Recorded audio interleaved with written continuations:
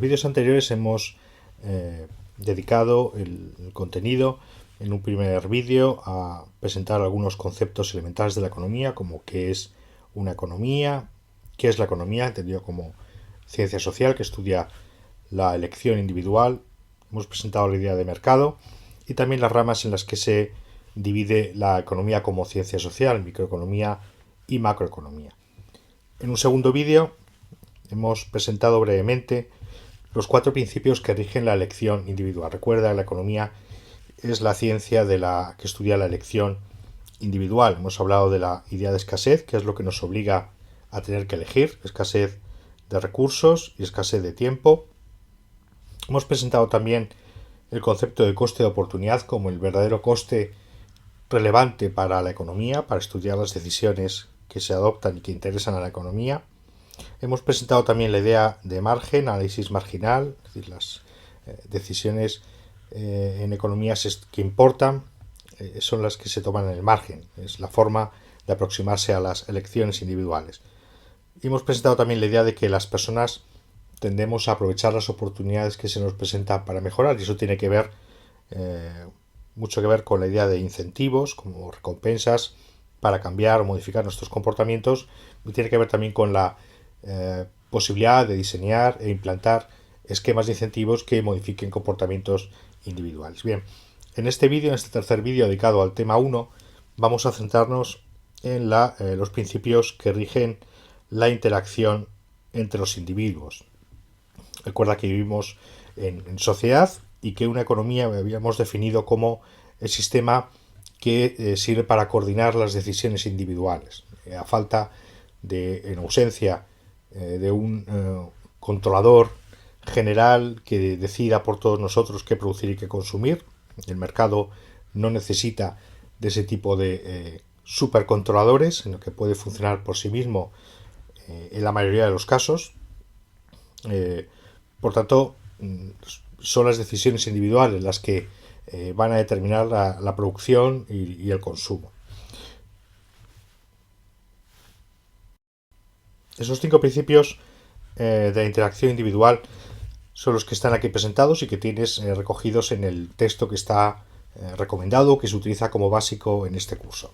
El principio de que las ganancias, el intercambio produce ganancias para las personas, que los mercados tienden al equilibrio, que los recursos deben utilizarse de forma eficiente, que los mercados por lo general llevan a situaciones de eficiencia y que cuando los mercados no llevan a situaciones de eficiencia, el Estado puede intervenir para intentar mejorar, lo que no significa necesariamente que la intervención pública siempre mejore la eficiencia. En ocasiones puede lograr el mismo nivel de eficiencia o incluso empeorarlo.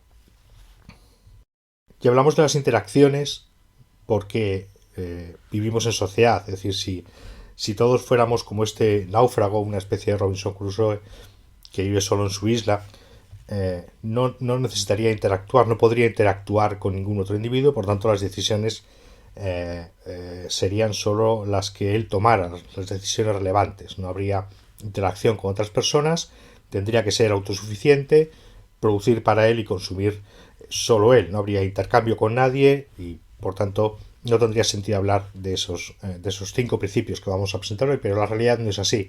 La realidad es que vivimos en sociedad y las decisiones que tomamos cada uno de nosotros, incluso a veces de forma no intencionada, afectan al bienestar o a la felicidad de muchos otros.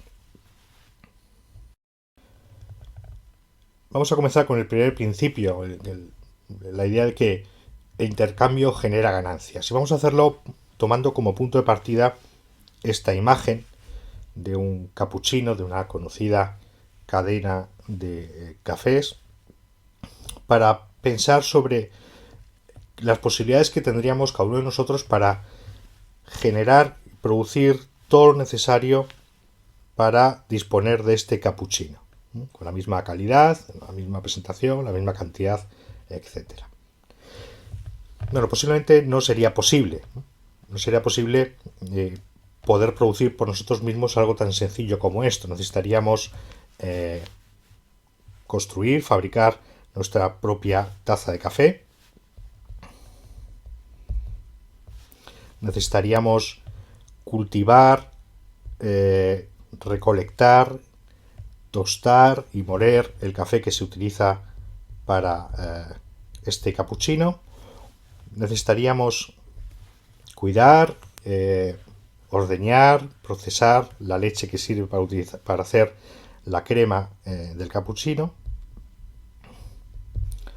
Necesitaríamos también cultivar y procesar el azúcar que se utiliza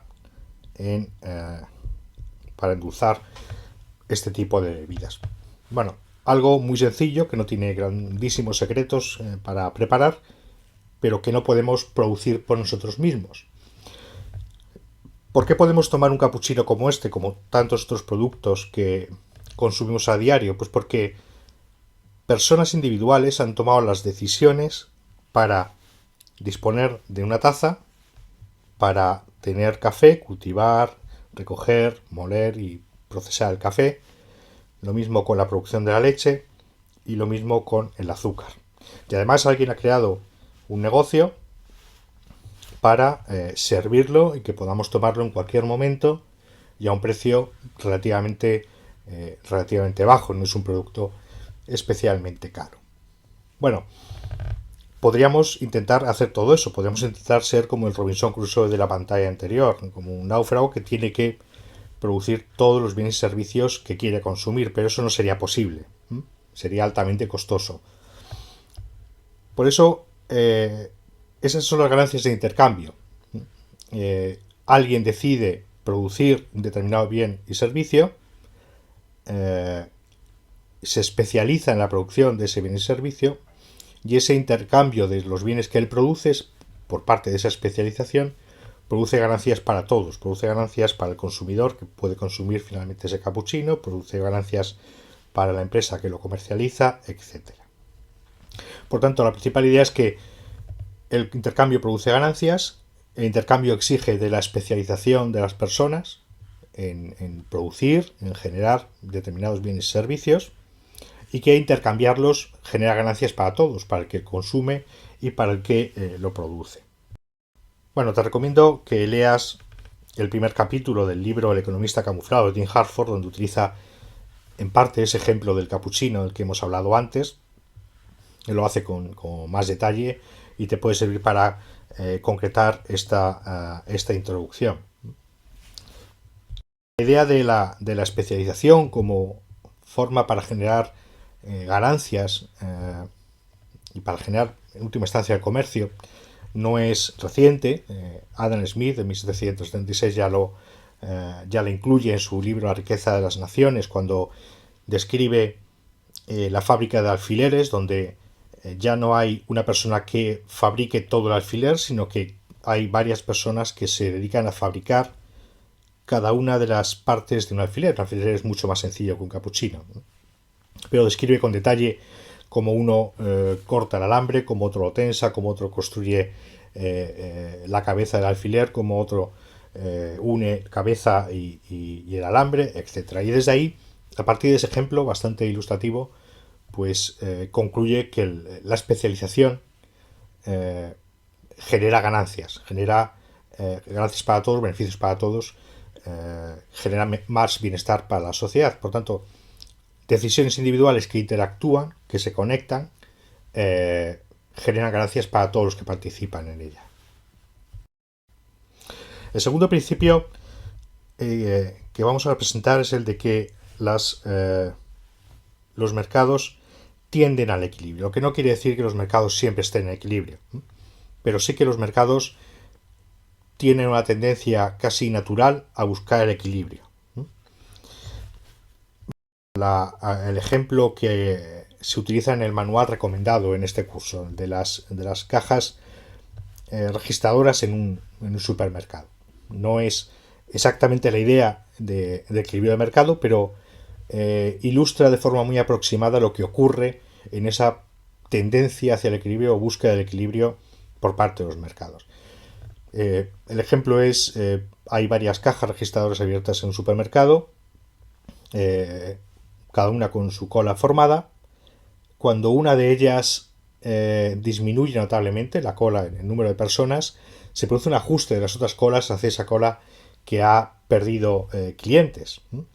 Hasta un punto en que ya no tiene sentido cambiarse de una cola a otra porque están todas más o menos igualadas, están todas más o menos en equilibrio. Bueno, esa idea es una buena idea, es una buena forma de ilustrar la idea de que los mercados tienden al equilibrio. Entiende la situación en la que nadie puede mejorar haciendo algo distinto. Volviendo al ejemplo ilustrativo de las colas en el supermercado, nadie puede mejorar cambiándose de colas. Esas colas estarían en equilibrio. Pues algo parecido ocurre en el mercado. Lo que ocurre es que en el mercado lo que se utilizan son precios y cantidades. Y normalmente el equilibrio se alcanza mediante ajustes en los precios. Bajando los precios, aumentando los precios. Ocurre a través de otras variables, ¿no? Pero, o participan otras variables en la búsqueda y el logro de ese equilibrio, pero utilizar la idea de los precios simplifica el análisis sin perder rigor en el análisis y permite obtener una imagen muy aproximada de lo que ocurre en los mercados. Pero podemos decir en todo caso que los mercados de bienes y servicios tienden a equilibrio. Otra cosa es lo que ocurre con los mercados financieros, donde los equilibrios son mucho más complejos y posiblemente no haya tanta certeza de que los mercados financieros tiendan a equilibrio. Pero bueno, eso es otro tema que no viene al caso en este tema. El tercer principio que tiene que ver con lo que explica la interacción de los individuos en la sociedad es que los recursos deben utilizarse de una manera eficiente. Se trata de comprobar si una economía está actuando, se está comportando de la mejor manera posible, si está actuando bien. Y para eso se utiliza el concepto de eficiencia, que tiene que ver con la utilización de los recursos y se entiende normalmente por eficiencia. No es algo medible en términos de dinero, así que a los economistas o a la economía no solo le interesa lo que se expresa en términos monetarios, sino que tiene que ver con la situación en la que se han aprovechado todas las oportunidades que existen para mejorar y para todo el mundo. Se entiende, es un concepto básico en economía. Basta que por el momento lo conozcas en este nivel y comprendas básicamente lo que quiere decir, pero hace referencia a la maximización también del bienestar y de la felicidad de las personas. Pero fundamentalmente se trata de haber aprovechado todos los recursos de la sociedad, de modo que se hayan aprovechado todas las oportunidades para mejorar para todo el mundo. La eficiencia normalmente se contrapone, o el resultado eficiente de una economía se contrapone a la idea de justicia o de equidad, que es mucho más difícil de definir que la idea de eficiencia, y puede haber situaciones, resultados eficientes desde el punto de vista económico, pero que la sociedad considere en algún momento que no es justa, que no es equitativa, y por tanto se pueda proponer modificar ese resultado. En ese caso lo que se hace es confiar en el poder político a través de la expresión o la suma de voluntades individuales a través del proceso político para modificar la situación de eficiencia introduciendo criterios de justicia o criterios de equidad, lo que supone en muchos casos renunciar a cierta eficiencia para obtener ganancias de justicia o de equidad. El siguiente principio de estos 5 que estamos presentando es el que se refiere a que los mercados por lo general llevan a la eficiencia. Ya hemos visto en algún vídeo anterior cómo en la economía de mercado no existe un superregulador o supercontrolador que decide en cada momento. No existe una autoridad central que dice a las empresas qué cantidades, qué calidades, qué tipos de productos tienen que producir, ni a los consumidores qué es lo que tienen que consumir, sino que la actuación individual de empresas y de consumidores las que deciden lo que se produce, lo que se consume en cada momento. Y es precisamente la libertad de elección de las personas, de consumidores y productores, lo que lleva a que los mercados normalmente lleven a esa situación de eficiencia que hemos definido antes, situaciones en las que se han aprovechado todas las oportunidades para mejorar y para todo el mundo. Bueno, como principio es bastante plausible, los mercados normalmente llevan a la eficiencia, pero no siempre es así. Recordad que ya hemos hablado de los fallos del mercado, decisiones individuales que tienen costes para la sociedad.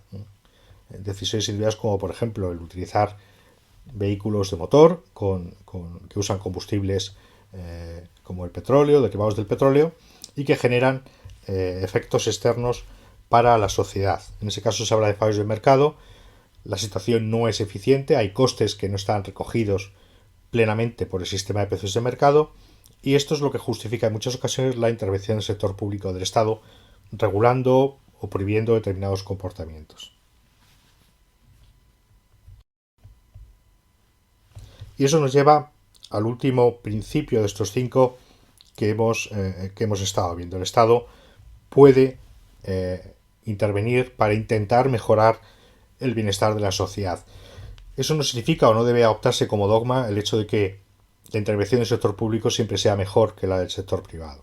El sector público puede intentar modificar comportamientos, prohibir actuaciones o actividades, regular o proveer bienes y servicios que en muchas ocasiones el mercado no proporciona en las cantidades óptimas, como puede ser el aseguramiento sanitario o determinados niveles de educación. Pero hay que tener en cuenta que no siempre, también hay que evaluar la intervención del sector público. No siempre se puede decir que la intervención del sector público mejore en todos los sentidos, todos los ámbitos, la intervención, la actuación de los mercados, de los libres mercados. Bueno, pues estos son los 5 principios que explican en economía la interacción de las decisiones individuales. El intercambio produce ganancias a través de la especialización, el comercio. Los mercados tienden al equilibrio, y por equilibrio se entiende la situación en la que nadie puede mejorar. Los recursos deben utilizarse de forma eficiente y se contrapone eficiencia y equidad en muchas ocasiones.